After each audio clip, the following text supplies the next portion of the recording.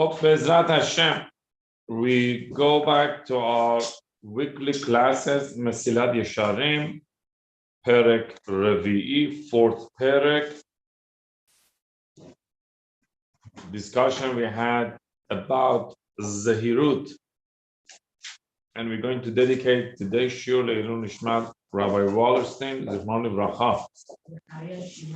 Zachariah Shimon ben Yitzchak HaKohen. זכותו יגן עלינו, השם ברחמיו, תשרוד נשמתו ונשמת החיים. Page 72. So we discussed that there are three different categories of people who look at life or look at Torah, spirituality, any improvement in life in the three different ways. One, they look at it as a necessity. Definitely, everything has to be correct. Everything has to be complete. The second category, look at it 50-50. Why not? And the third one, look at it if I get a chance. They didn't feel it so necessary. So we go page 72. Omnam she'ela ahad nish'al mehem. So we can ask this question. Hayuchal kol kach al nekale lisbol ba'olam hazeh ha'cholev לראות אחד מחבריהם מכובד ונושא יותר מהם ומושל עליהם וכל שכן אחד מעבדיהם ומן הענבים הנבזים עניים הנבזים ושפלים ביניהם ולא יסתערו ולא ידמם רותחת בקרבם. So Ramchal, זכותו יגנו, הרב משה חיים לוסאטו, he tells us a secret. With this question, if you want to care about something, has to bother you. If it doesn't bother you, you're not going to care about it. If you see someone, your friend, or is someone lower than you, one of your employees, one of your servants, less than you, he achieved some success. We say, oh, what a nice jacket. I think I got a similar one. Oh yeah, how much did you buy it? Oh, I had to pay close to $200. No, I just got it here. They had this promotion, something. For $50, $50. Oh, I paid $200. So it bothers us, even if someone got something cheaper. How much more so? Ramchal wants to say, if when we get up there and we see, wow, what a olam haba, what a chair, what a seat they got in olam haba. The people that even we underestimate them, we thought they are losers, they are wasting their time. All they care is about halacha, mitzvot. It says, what are you going to do with that thing? So therefore, it says, if you don't care that people are more spiritual than you, and you only care, bothers you, when people are more ahead of you in Olam Hazeh, even though it's very temporary, ha'holef, gozaras, nothing is forever. And it bothers you, and not your spirituality, your madriga, or your level in Torah, it shows that you don't understand enough, you don't care enough about Torah. לא ודאי, כי הנה עינינו הרואות כל עמל האדם להינשא על כל מי שיוכל ולשים מקומו בין הרמים יותר. And obviously we could see in our daily life, at home, business, school, yeshiva, community, even vacations, in any aspect of life, we'll see that we all try to be ahead of others. We try to be exclusive. We try to be higher than others. So it says, if in other matters of life, we're looking to be ahead, higher than others, why not in mitzvah? Why not in spirituality and kedusha and tahara? As it says in Kohelet, Kihi kin'at ish mere'ehu, that all our interaction and relationship with others is based on competition. Husband and wife, children, siblings, classmates, co-workers, anything you name it. Kihi kin'at ish mere'ehu.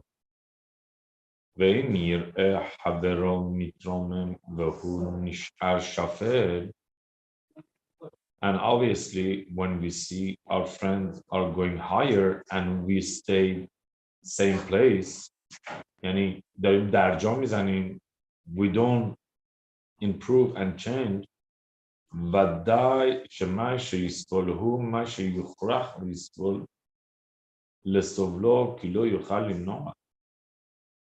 This pain, you cannot stop it because people are higher and we are lower.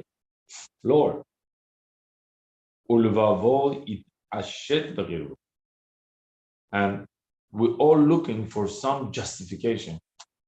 Oh, avazish in on, avazish for not. We try to look for some reason to calm down ourselves. As a Tylenol, not to feel bad, not to have that pain of being behind and others ahead. מהטעם כך, קשה עליהם להיות שפלים לזולתם במעלות הנדמות והבוזבות, הכוזבות. If in phony, not realistic, artificial matters, you feel pain if someone is ahead of you, how much more so in real matters, which has to do with our eternity, with our neshama, with our olam haba, how much has to bother us not to fall behind. She'ein hashiflut bam elo lefanim. Because even if someone, let's say, lose in that game, in that race, or whatever, or in that lifestyle, still, there's nothing kind of essential that, oh, you lost the game in basketball, what's going to happen to you? Nothing. I lost it. Okay.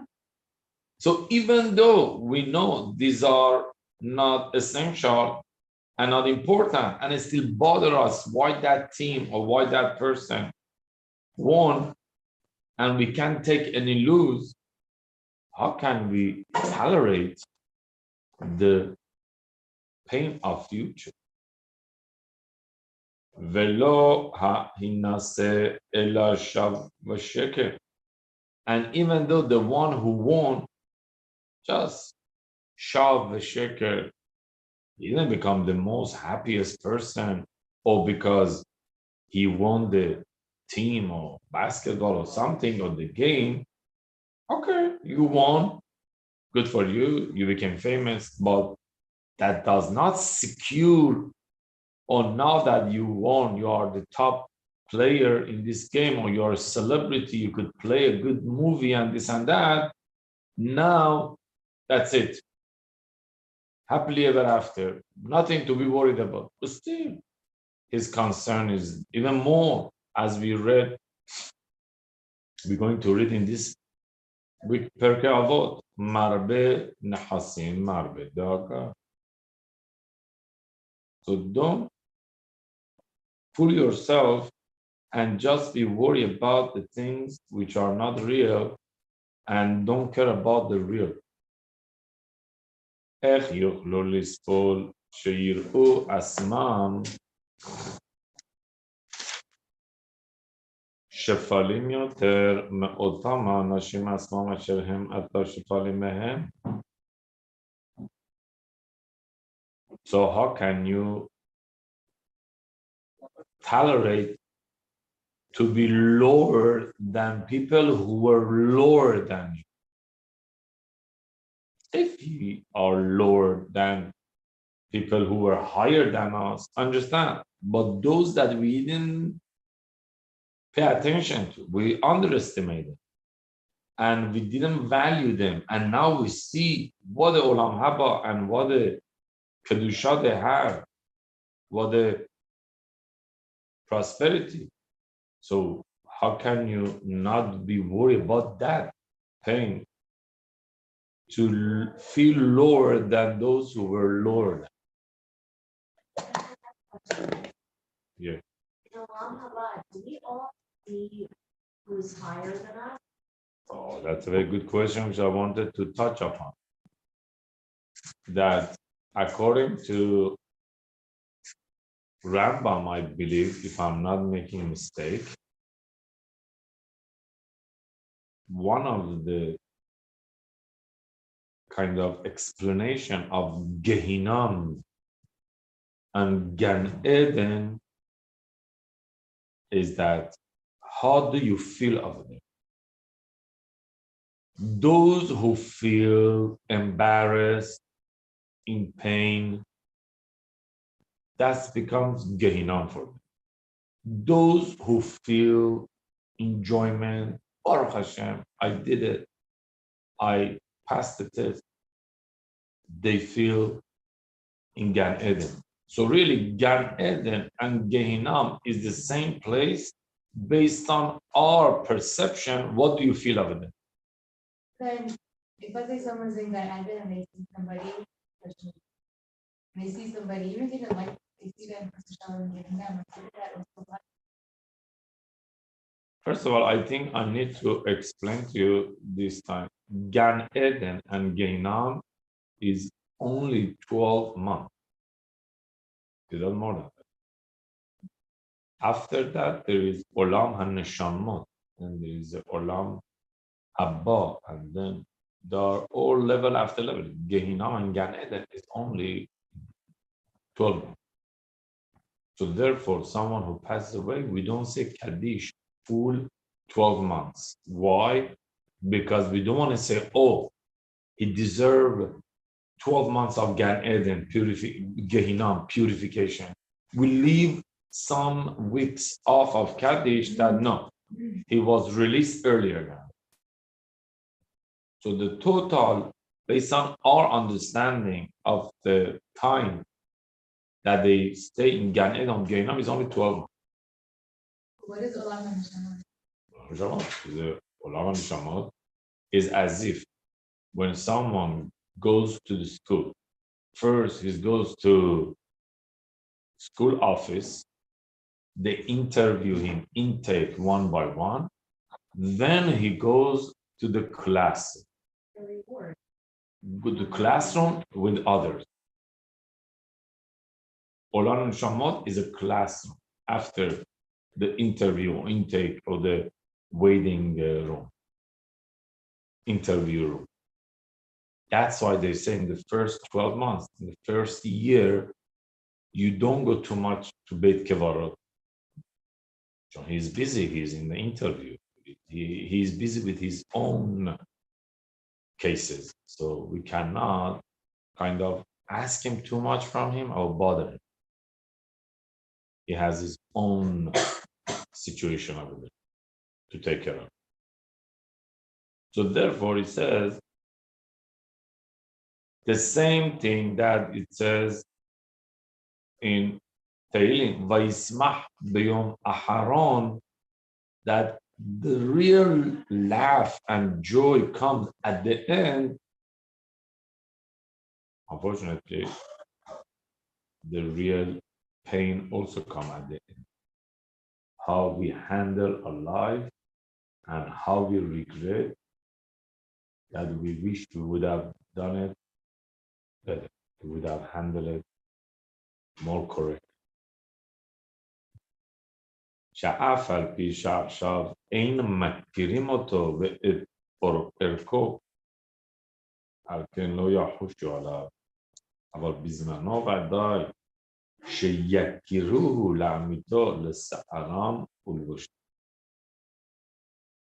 ודאי שלא יהיה להם זה, אלא סער גדול ונסתר.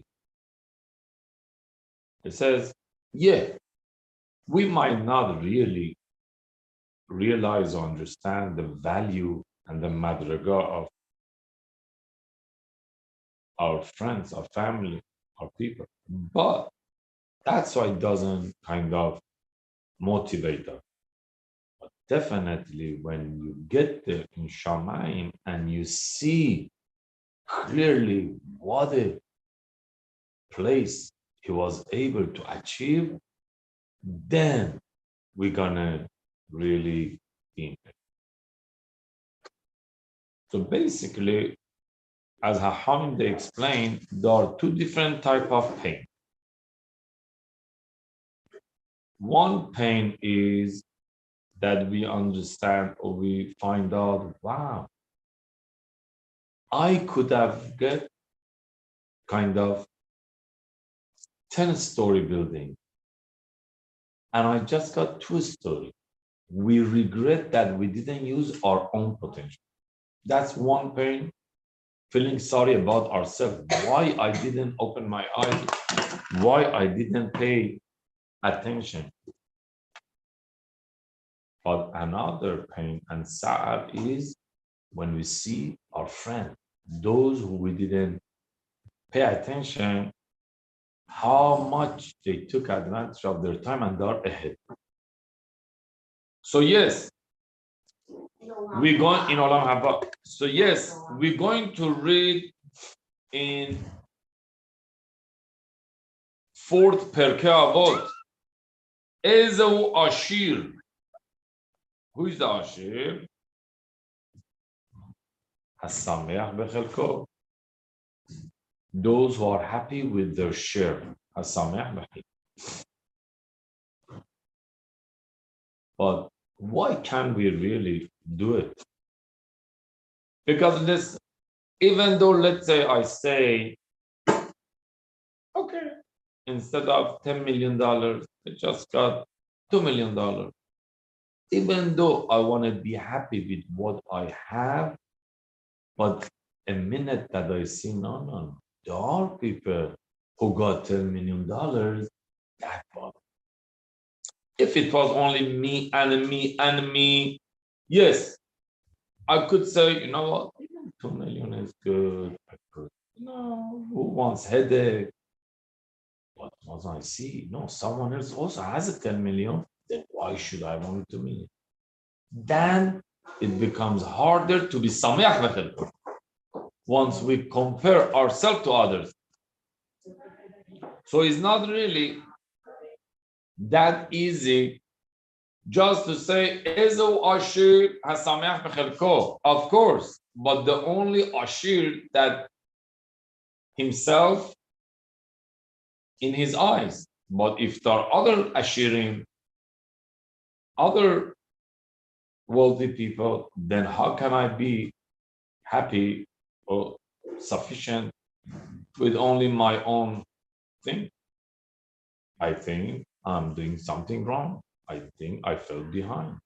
So that's what Ramcha is talking about. It says, it's not only in Olam Hazeh that you may feel the pain when you are comparing yourself to others, also in Olam Haba. And in Olam Hazeh, at least you could find or stop it or do something to lower your pain, to control yourself. But what you gonna do in Olam? Because everything over there is emet. You cannot kid yourself. You cannot change your perspective. You cannot look at it differently. You cannot say, it's okay. Everything is emet. Emet is emet. Is like someone who is parachute and they throw him out from the plane. The emet, he's coming any minute, hitting the ground. I mean, he cannot ignore it, change it. He's coming. He sees it with his own eye. So therefore, there are certain facts in life that even though if we ignore them in this world, they're gonna get us in the next. But if we take care of it in this world, we're gonna be safe in the next. So this is what he's trying to say. That in Olam HaEmet, ודאי שלא יהיה להם זה אלא סער גדול ונצחי. הרי לך שאין הסבלנות הזה אשר הם דורשים לעצמם להקל מהם חומר העבודה אלא פיתוי כוזב של מטה ישרם אותם ולא דבר אמיתי כלל. So now you could see that what we try to kind of exempt ourselves and say,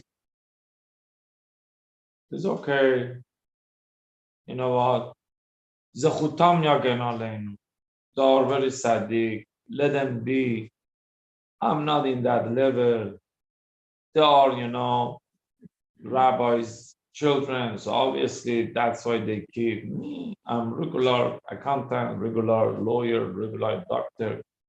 So even though this savlanut, this tolerance, still we say is okay, we know that this is fake.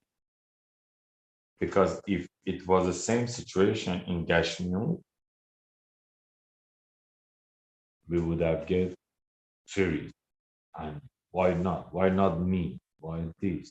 And we would have sure reaction.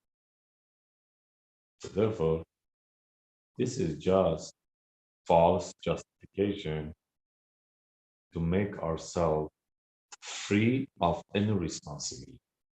That I don't have to be that religious. I don't have to be that committed. I don't have to be that involved. It's okay, partially, little bit. So Ramchal is not trying to judge us. Ramchal is there to open our eyes. Heife.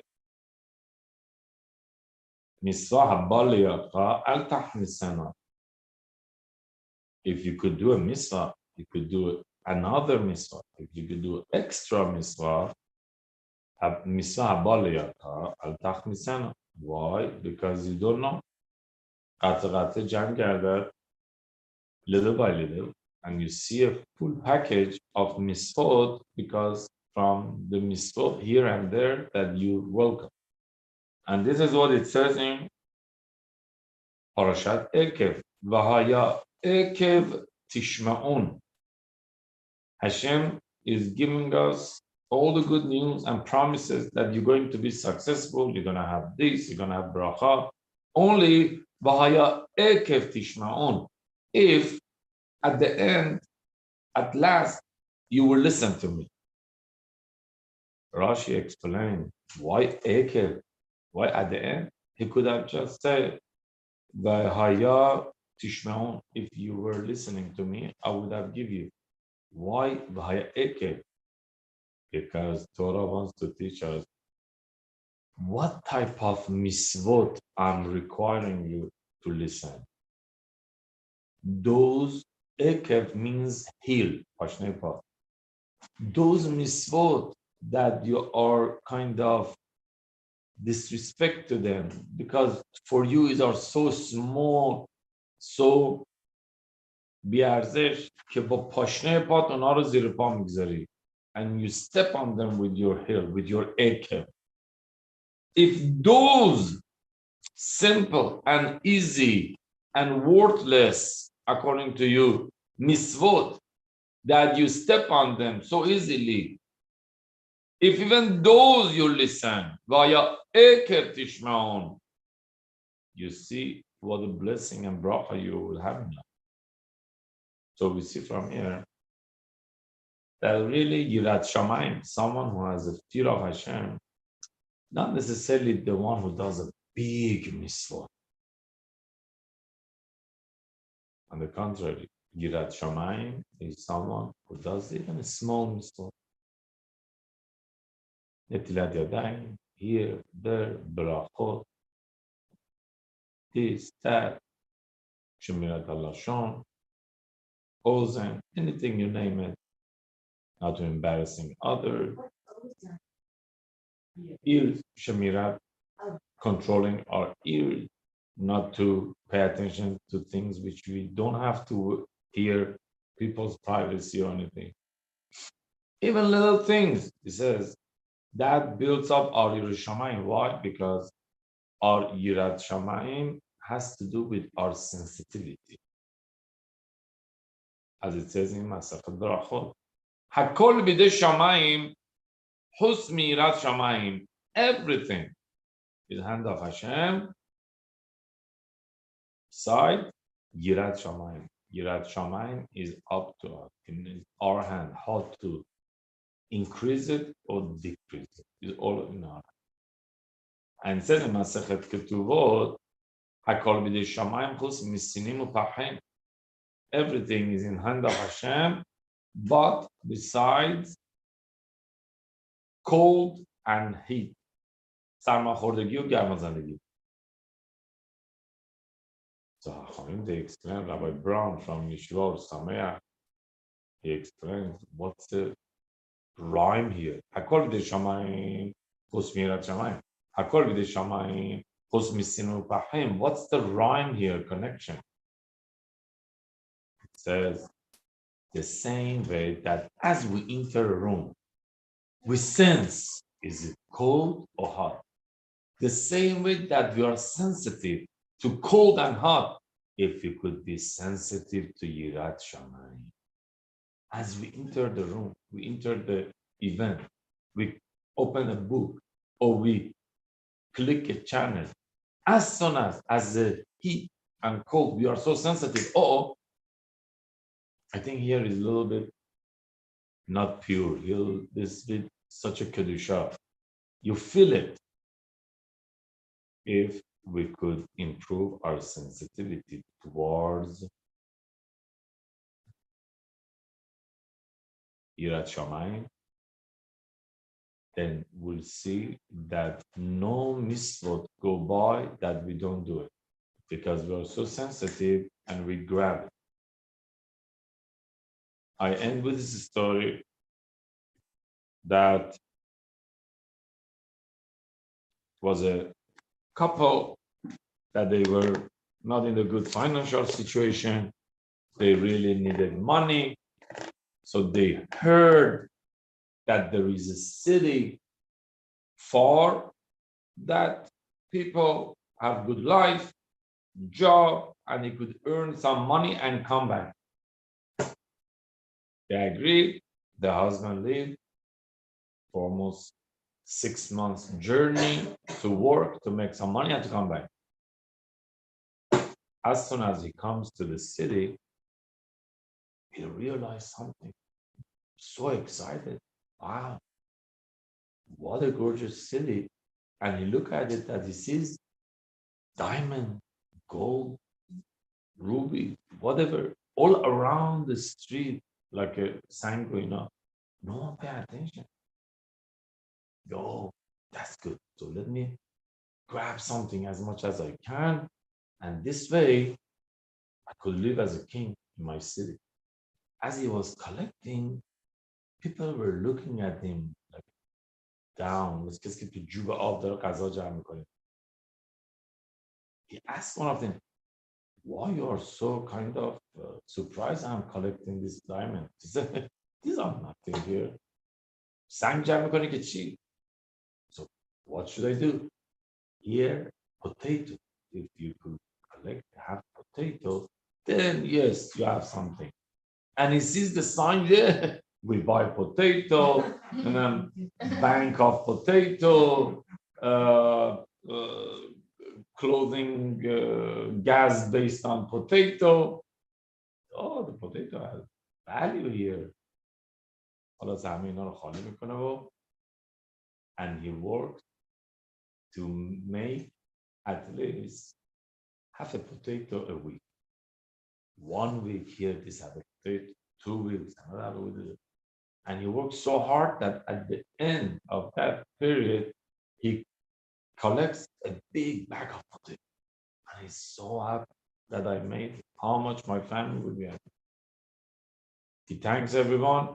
As he comes back, he sent a letter beforehand. I'm coming. Thank God. What a good decision.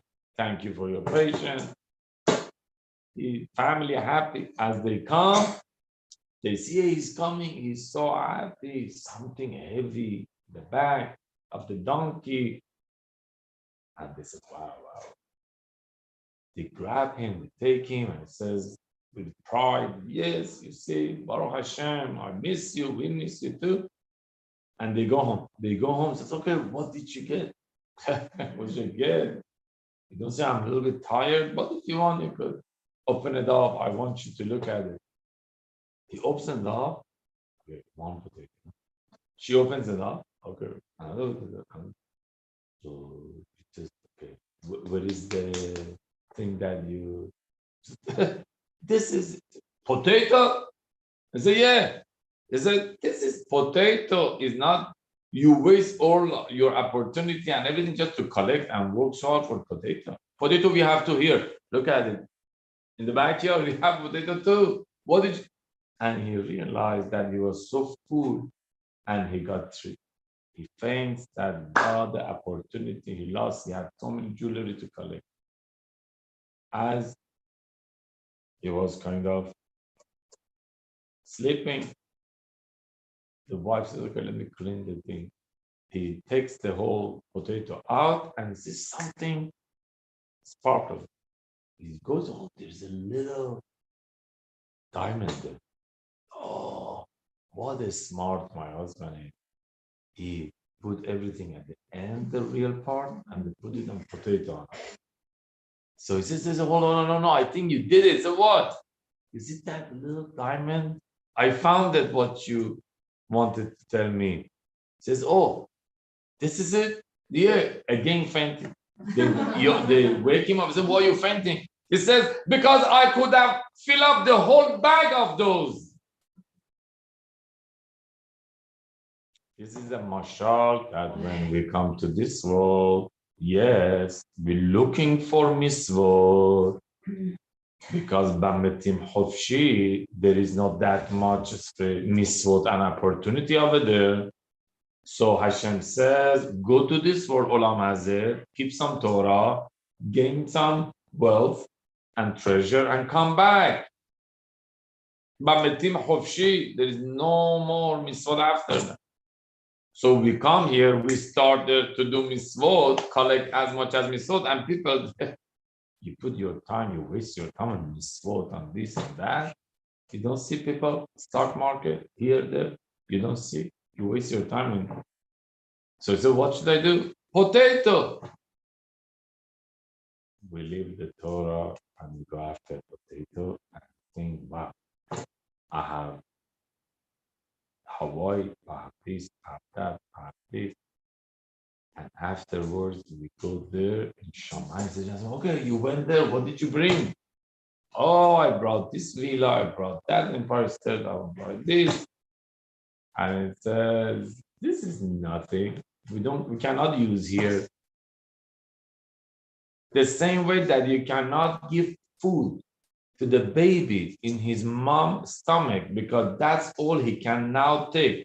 Only the liquid from the mom Same thing, you cannot give gashmiut to someone who's already after this world in spirituality, in olam haba. Only ruchni. So, but at the end, Hashem says, hold on, let me look further. It throws all our wasting time. It's all little misvot here, little misvot there. It's all because of this little misvot. I'm going to give you this much olam haba. I'm going to say, oh, I could have done the whole thing.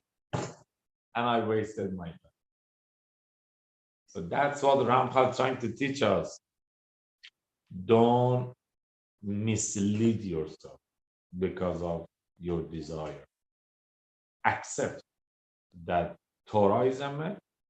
Yes, maybe we don't understand enough to grab it, but don't ignore it either. If the mitzvah comes towards you, welcoming it, because you never know when is the next opportunity. Hashem should help us of all the mitzvot of tzaddikim and their tefillah. We should be saved from the headaches, from gezerot, from challenges and everything. In order to have a peace of mind, you should have that, to pay attention to the mitzvot and build our olam haba minute by minute. Baruch Hashem le'olam.